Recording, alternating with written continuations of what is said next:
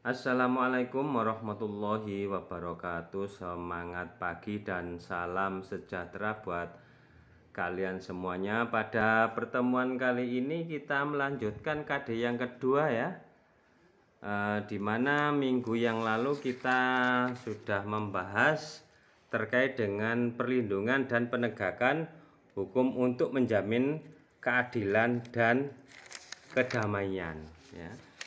Berikutnya hari ini nanti kita akan membahas tentang lembaga-lembaga peradilan hukum di Indonesia. Namun anak-anak, sebelum melanjut pelajaran, mari kita berdoa mengingat kepada Allah Tuhan yang Maha Kuasa agar ilmu kita nantinya bermanfaat di kemudian hari. Berdoa silahkan.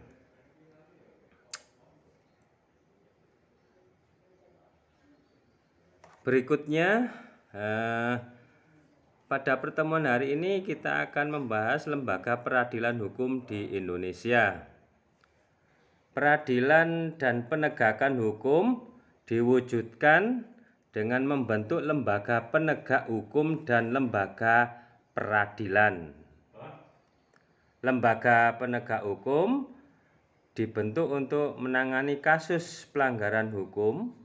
Lembaga peradilan di Indonesia dibentuk sesuai peraturan perundang-undangan hukum yang berlaku. Berikutnya kita membahas tentang macam-macam lembaga penegak hukum,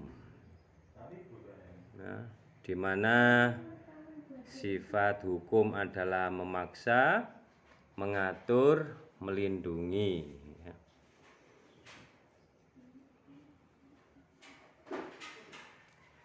Macam-macam lembaga penegak hukum. Penegak hukum di Indonesia tidak terlepas dari peran para aparat penegak hukum. Aparatur penegak hukum mencakup pengertian mengenai institusi penegak hukum dan aparat atau orangnya penegak hukum. Lembaga penegak hukum di Indonesia antara lain bisa Polri atau Kepolisian Republik Indonesia, Kejaksaan, Kehakiman, Advokat, dan KPK. Mari kita ulas satu persatu. Yang pertama adalah Kepolisian Negara Republik Indonesia. Kepolisian Negara Republik Indonesia atau yang sering disingkat dengan Polri merupakan lembaga negara yang berperan dalam memelihara keamanan dan ketertiban masyarakat, menegakkan hukum serta memberikan perlindungan, pengayoman, pelayanan kepada masyarakat dalam rangka terpeliharanya keamanan dalam negeri.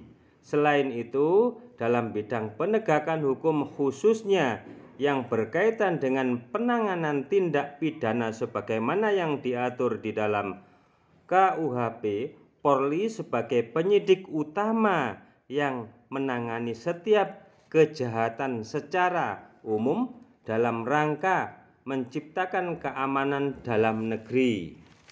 Sesuai dengan pasal 16 Undang-Undang Republik Indonesia Nomor 2 Tahun 2002 tentang Kepolisian Republik Indonesia telah menetapkan kewenangan-kewenangan sebagai berikut. Yang pertama adalah melakukan penangkapan, penahanan, penggeledahan, dan penyitaan. Yang kedua, melarang setiap orang meninggalkan atau memasuki tempat kejadian perkara untuk kepentingan penyidikan. Yang nomor 3, membawa dan menghadapkan orang kepada penyidik dalam rangka penyidikan. Keempat, menyuruh berhenti orang yang dicurigai dan menanyakan serta memeriksa tanda pengenal diri.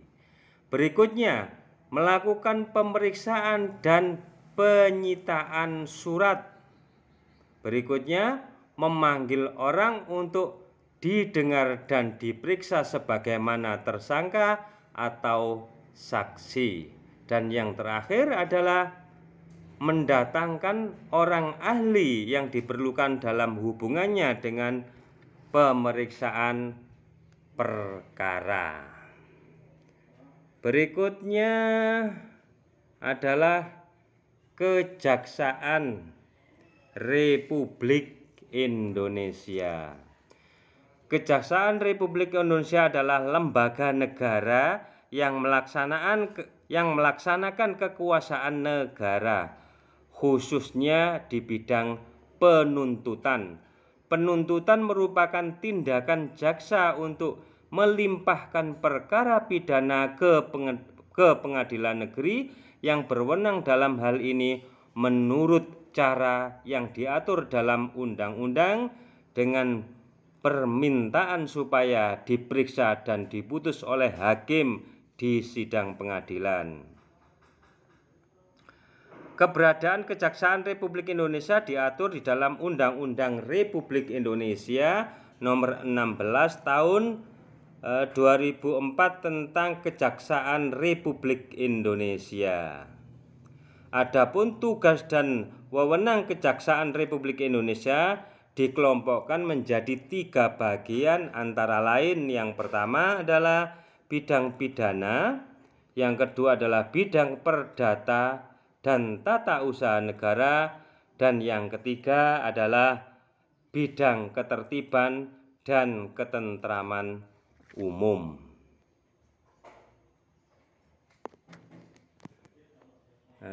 Berikutnya adalah hakim atau kehakiman.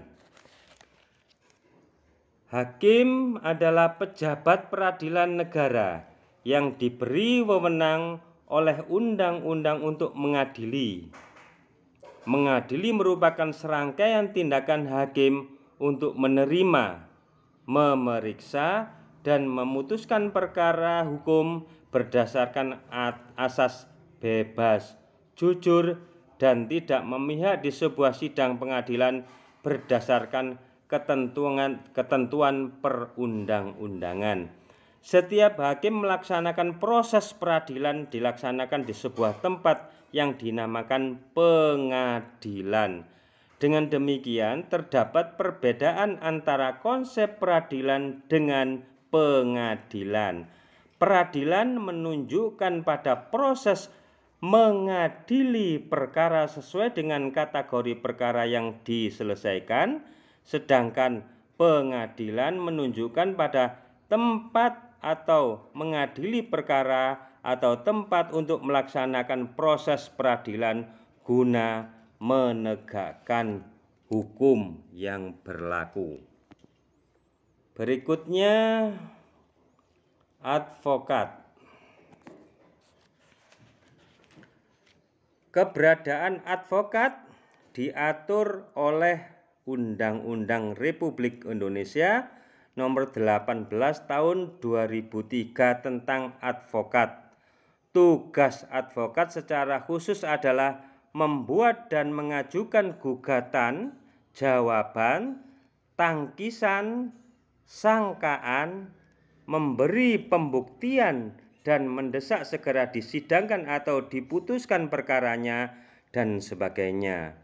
Selain itu, pengacara bertugas membantu hakim dalam mencari kebenaran dan tidak boleh memutarbalikkan peristiwa demi kepentingan kliennya agar kliennya menang atau bebas. Berikutnya KPK atau apa ini?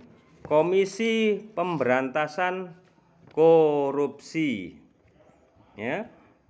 KPK, Komisi Pemberantasan Korupsi adalah lembaga negara yang dibentuk dengan tujuan meningkatkan daya guna dan hasil guna terhadap upaya pemberantasan tindak pidana korupsi. Sifatnya adalah independen dan bebas dari pengaruh kekuasaan manapun dalam melaksanakan tugas dan wewenangnya. Itu sebagian dari KPK, yaitu Komisi Pemberantas Korupsi. Berikutnya anak-anak adalah lembaga peradilan hukum di Indonesia. Berdasarkan Undang-Undang Republik Indonesia Nomor 48 Tahun 2009, kekuasaan kehakiman di Indonesia diatur atau dilakukan oleh Mahkamah Agung, ya. Badan peradilan yang berada di bawah Mahkamah Agung meliputi badan peradilan yang berada di lingkungan peradilan umum, peradilan agama, peradilan militer, dan peradilan tata usaha negara serta Mahkamah Konstitusi.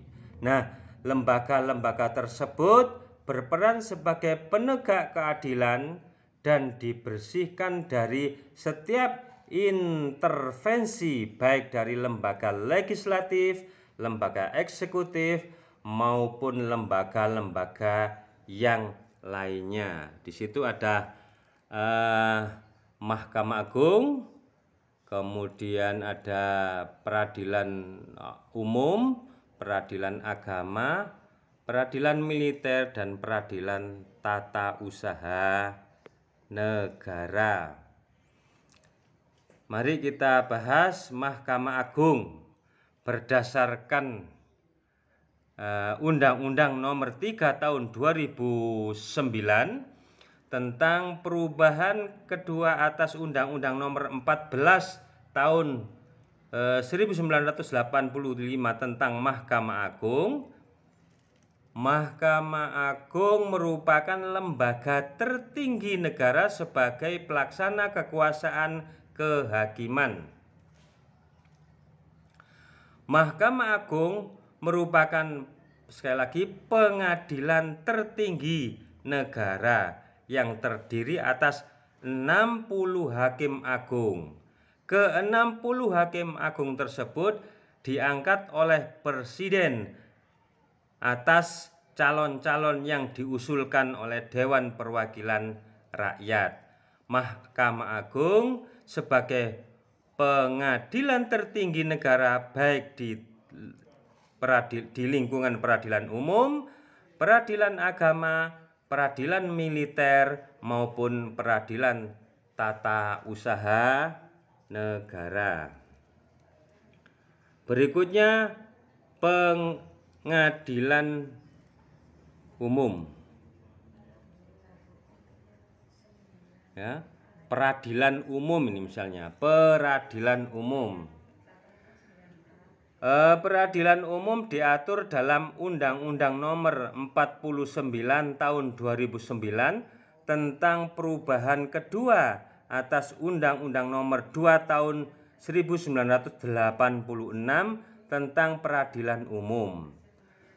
Peradilan umum merupakan salah satu pelaksanaan kekuasaan kehakiman bagi rakyat pencari keadilan pada umumnya. Maksudnya, dari rakyat pencari keadilan adalah warga negara atau bukan warga negara Indonesia yang mencari keadilan pada pengadilan di Indonesia. Sebagai contoh misalnya rakyat, individu atau kelompok warga masyarakat sipil yang dianggap hak-haknya seperti pencurian, perampokan, hak milik, dan pelanggaran, ya, pelanggaran atas hak kehormatan pribadi dapat menuntut di peradilan.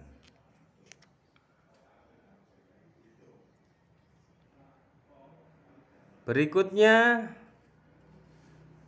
peradilan umum adalah badan peradilan yang mengadili rakyat Indonesia pada umumnya atau rakyat sipil pada lingkungan peradilan umum.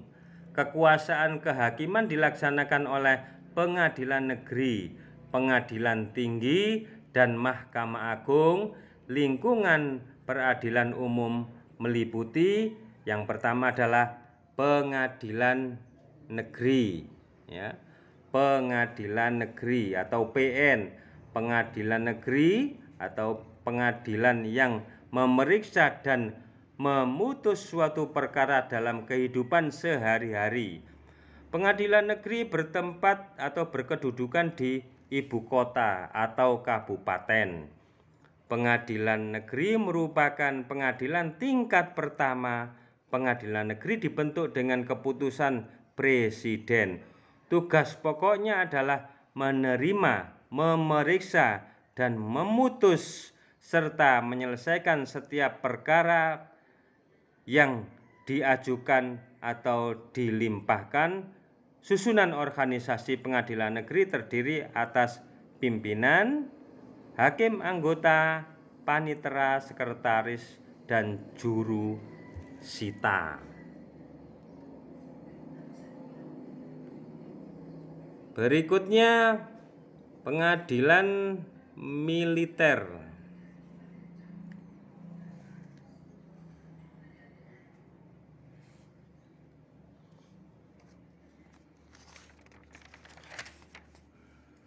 Pengadilan militer diatur sesuai dengan Undang-Undang Nomor 31 Tahun 1997 tentang peradilan militer. Peradilan militer adalah peradilan yang mengadili anggota-anggota TNI yang meliputi Angkatan Darat, Angkatan Laut, dan Angkatan Udara.